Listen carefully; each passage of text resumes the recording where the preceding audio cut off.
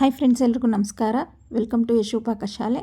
ನಾನಿವತ್ತು ಬೆಳ್ಳುಳ್ಳಿ ಕಬಾಬ್, the famous ಬೆಳ್ಳುಳ್ಳಿ ಕಬಾಬ್ನ ಈಸಿಯಾಗಿ ತುಂಬ ಕಡಿಮೆ ಟೈಮಲ್ಲಿ ಯಾವ ರೀತಿ ಮಾಡೋದು ನೋಡೋಣ ಬನ್ನಿ. ಮೊದಲಿಗೆ ನಾನಿಲ್ಲಿ 2 ಗಡ್ಡೆ ಬೆಳ್ಳುಳ್ಳಿನ ಸಿಪ್ಪೆ ಬಿಡಿಸಿ ಇಟ್ಕೊಂಡಿದ್ದೀನಿ, ಅದನ್ನು ಹಾಕ್ಕೋತಾ ಇದ್ದೀನಿ. ಮತ್ತು ಇದಕ್ಕೆ 1 ಇಂಚ್ ಆಗೋಷ್ಟು ಶುಂಠಿ ಹಾಕ್ಕೋತಾ ಇದ್ದೀನಿ. 2 ಚಕ್ಕೆ ಪೀಸು, 4ರಿಂದ 5 ಲವಂಗ ಹಾಕ್ಕೋತಾ ಇದ್ದೀನಿ. ಮತ್ತು ಖಾರಕ್ಕೆ ನನ್ನಲ್ಲಿ 6ರಿಂದ 7 ಹಸಿಮೆಣ್ಸಿನ್ಕಾಯಿ ತೊಗೊಂಡಿದ್ದೀನಿ. ನೀವು ಇನ್ನೂ ಜಾಸ್ತಿ ಬೇಕು ಅಂದರೆ ಖಾರಕ್ಕೆ ತೊಗೋಬೋದು. ಇದಕ್ಕೆ 1 ಹಿಡಿ ಆಗೋಷ್ಟು ಕರಿಬೇವು, ಮತ್ತು ಇದಕ್ಕೆ ಸ್ವಲ್ಪ ಸೊಂಪು ಕೂಡ ಹಾಕ್ಕೋಬೋದು. ಇದನ್ನು ನಾನು ಚೆನ್ನಾಗಿ ಮಿಕ್ಸಿಯಲ್ಲಿ ನುಣ್ಣಗೆ ರುಬ್ಕೊಬರ್ತೀನಿ. ಮತ್ತೊಂದು ಪಾತ್ರೆಯಲ್ಲಿ ಈಗ ನಾನು 3 ಸ್ಪೂನ್ ಆಗೋಷ್ಟು ಕಾರ್ನ್ಫ್ಲೋರ್ ತೊಗೋತಾ ಇದ್ದೀನಿ, 1 ಸ್ಪೂನ್ ಆಗೋಷ್ಟು ಮೈದಾ, 2 ಸ್ಪೂನ್ ಆಗೋಷ್ಟು ಅಕ್ಕಿ ಹಿಟ್ಟು ತೊಗೋತಾ ಇದ್ದೀನಿ. ಹಿಟ್ಟು ಸೇರಿಸೋದ್ರಿಂದ ಕಬಾಬ್ ಕ್ರಿಸ್ಪಿಯಾಗಿ ಬರುತ್ತೆ. 1 ಸ್ಪೂನ್ ಆಗೋಷ್ಟು ಕಡಲೆ ಹಿಟ್ಟು ತೊಗೋತಾ ಇದ್ದೀನಿ. ಕಡಲೆ ಹಿಟ್ಟು ತೊಗೊಂಡು ಈಗ ಇದಕ್ಕೆ ಸ್ವಲ್ಪ ಅರಿಶಿನ ಸೇರಿಸ್ತಾ ಇದ್ದೀನಿ. 1/4 ಟೀ ಸ್ಪೂನ್ ಆಗೋಷ್ಟು ಅರಿಶಿನ ಸಾಕಾಗುತ್ತೆ. ಅರಿಶಿನ ಸೇರಿಸ್ಕೊಂಡು ಇದಕ್ಕೆ ನಾನೀಗ ಒಂದು ಸ್ವಲ್ಪ ಕಸೂರಿ ಮೇಥಿನ ಕ್ರಷ್ ಮಾಡಿ ಹಾಕ್ಕೋತಾ ಇದ್ದೀನಿ. 1 ಟೇಬಲ್ ಸ್ಪೂನ್ ಆಗೋಷ್ಟು ಎಣ್ಣೆ ಸೇರಿಸ್ಕೊತಾ ಇದ್ದೀನಿ. ಎಣ್ಣೆ ಸೇರಿಸ್ಕೊಂಡಾದಮೇಲೆ ಇದಕ್ಕೆ ನಾನು 2 ಟೇಬಲ್ ಸ್ಪೂನ್ ಆಗೋಷ್ಟು ಮೊಸರು ತೊಗೋತಾ ಇದ್ದೀನಿ. ಜಾಸ್ತಿ ಬೇಡ, 2 ಟೇಬಲ್ ಸ್ಪೂನ್ ಅದೇ ಸಾಕಾಗುತ್ತೆ. ಮತ್ತು 1 ಮೊಟ್ಟೆನ ಒಡೆದಾಕ್ಕೋತಾ ಇದ್ದೀನಿ. ನಾನಿಲ್ಲಿ 1/4 kg ಚಿಕನ್ ತೊಗೊಂಡಿರೋದ್ರಿಂದ ಇಲ್ಲಿ 1 ಮೊಟ್ಟೆ ಸಾಕಾಗುತ್ತೆ, ಅಥವಾ 1 kg ತೊಗೊಂಡ್ರೂ 1 ಮೊಟ್ಟೆ ಸಾಕಾಗುತ್ತೆ, ಜಾಸ್ತಿ ಬೇಕಾಗಲ್ಲ. ಮತ್ತು ಈಗ ನಾವು ರುಬ್ಕೊಂಡು ಇಟ್ಕೊಂಡಿರೋಂಥ ಪೇಸ್ಟ್ನ ಇದಕ್ಕೆ ಸೇರಿಸ್ತಾ ಇದ್ದೀನಿ. ಸೇರಿಸ್ಬಿಟ್ಟು ಇದಕ್ಕೆ ನಾವು ರುಚಿಗೆ ತಕ್ಕಷ್ಟು ಉಪ್ಪು ಹಾಕ್ಕೋಬೇಕು. ರುಚಿಗೆ ನಾವೆಷ್ಟು ಟೇಸ್ಟ್ಗೆ ಎಷ್ಟು ಬೇಕೋ ಅಷ್ಟು ಉಪ್ಪು ಹಾಕ್ಕೋಬೇಕು. ಉಪ್ಪು ಹಾಕ್ಕೊಂಡು ಚೆನ್ನಾಗಿ ಇದನ್ನು ನಾವು ಮಿಕ್ಸ್ ಮಾಡ್ಕೋಬೇಕು. ಯಾವುದೇ ಕಾರಣಕ್ಕೂ ಇದಕ್ಕೆ ನೀರು ಸೇರಿಸ್ಬಾರ್ದು. ನೀರು ಸೇರಿಸಿದ್ರೆ ಅದು ತೆಳುವಾಗೋ ಚಾನ್ಸಸ್ ಇರುತ್ತೆ. ಅದರಿಂದ ಇದೇ ಸಾಕಾಗುತ್ತೆ. ಮೊಟ್ಟೆಯಲ್ಲೇ ನಾವು ಇದನ್ನು ಮೊಟ್ಟೆ ಮತ್ತು ಮೊಸರಲ್ಲೇ ಇದನ್ನು ನಾವು ಮಿಕ್ಸ್ ಮಾಡ್ಕೊಳ್ಬೇಕು.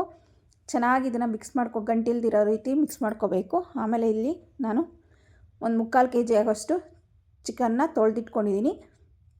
ಅದನ್ನು ಇದಕ್ಕೆ ಸೇರಿಸಿ ಚೆನ್ನಾಗಿ ಮಿಕ್ಸ್ ಮಾಡ್ಕೋಬೇಕು. ಚೆನ್ನಾಗಿ 2ರಿಂದ 3 ನಿಮಿಷ ಚೆನ್ನಾಗಿ ಮಿಕ್ಸ್ ಮಾಡ್ಕೋಬೇಕು. ಆಮೇಲೆ ಇದಕ್ಕೆ ಅರ್ಧ ಹೋಳಷ್ಟು ನಿಂಬೆಹಣ್ಣಿನ ರಸ ಹಾಕ್ತಾಯಿದ್ದೀನಿ. ನಿಂಬೆಹಣ್ಣಿನ ರಸ ಹಾಕಿದ ಮೇಲೆ ಇದನ್ನು ನಾವು ಮಿಕ್ಸ್ ಮಾಡ್ಕೋಬೇಕು.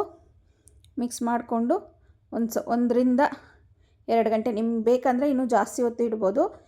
ಇದನ್ನು ಮ್ಯಾರಿನೇಟ್ ಮಾಡಿ ಇಡೋದ್ರಿಂದ ಕಬಾಬ್ ತುಂಬ ಚೆನ್ನಾಗಿ ಬರುತ್ತೆ. ನಾವು ಎಷ್ಟು ಹೊತ್ತು ಮ್ಯಾರಿನೇಟ್ ಮಾಡ್ತೀವೋ ಅಷ್ಟು ಚೆನ್ನಾಗಿ ಕಬಾಬ್ ಸಾಫ್ಟಾಗಿ ಬರುತ್ತೆ. ಅದರಿಂದ ನಾನು ಇದನ್ನು ಮಿನಿಮಮ್ ಏನಂದರೂ 1 ಗಂಟೆ ಆದರೂ ನಾವು ಇದನ್ನು ಮ್ಯಾರಿನೇಟ್ ಆಗೋಕ್ಕೆ ಬಿಡಬೇಕು. ಆ ರೀತಿ ಬಿಡೋದ್ರಿಂದ ಚಿಕನ್ನು ಸಾಫ್ಟಾಗಿ ಬರುತ್ತೆ ಕಬಾಬು. ಈಗ 1 ಗಂಟೆ ಆದಮೇಲೆ ಎಣ್ಣೆ ಬಿಸಿ ಕಾಯೋಕೆ ಇಟ್ಟಿದ್ದೀನಿ. ಚೆನ್ನಾಗಿ ಕಾಯ್ದಿರಬೇಕು ಎಣ್ಣೆ.